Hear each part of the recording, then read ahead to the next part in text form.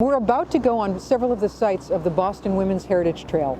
The Boston Women's Heritage Trail began in 1989, and it features famous women from all the centuries, which is close to 4 centuries in Boston history. And so I want to introduce you to 3 pretty fabulous women. This is Phyllis Wheatley.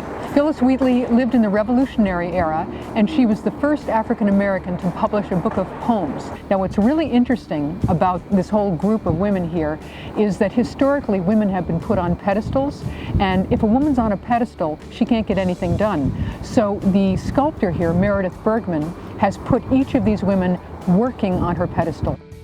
This is Abigail Adams. Abigail Adams was the wife of John Adams, who was both vice president and president. She gave him a lot of advice, especially from a women's perspective, as to what to do as he was creating the code of laws and working during the American Revolution. This is Lucy Stone. She ran the Women's Journal, which was one of the most important women's newspapers for suffrage in the U.S. One thing that's cool about Lucy, cool about all this, is that kids come here, they sit here and they go, wow, I could be like Lucy Stone, I could be like Phyllis Wheatley, I could be like Abigail Adams, I could be a woman and change the world, I could be anyone and change the world.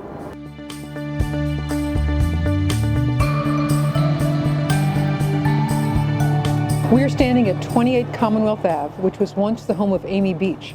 Amy Beach was the first American woman to compose a symphony, the first one to have a piece performed by the Boston Symphony Orchestra and also by the Handel and Haydn Society. But from childhood, she was a musical prodigy. In 2000, a group of people lobbied to get her mentioned on the Hat Shell on the Esplanade, because the Hat Shell in the stonework has the names of 87 composers. So there are 87 men and Amy Beach on the Hat Shell.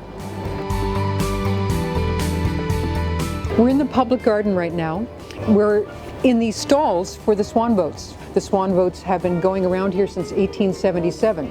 A lot of people assume that the city of Boston runs the Swan Boats, but the truth is the Paget family has been running this since the 1870s. Now, Robert gets all the credit. However, the fact is he died a year later in 1878, and his wife, Julia Paget, not knowing what else to do and needing a way to make a living for the family, took over and ran the Swan Boats for more than 3 decades after that, until her death. We're in the public garden, and we are here with Mrs. Mallard and her ducklings, which is arguably the most popular statue in all of Boston.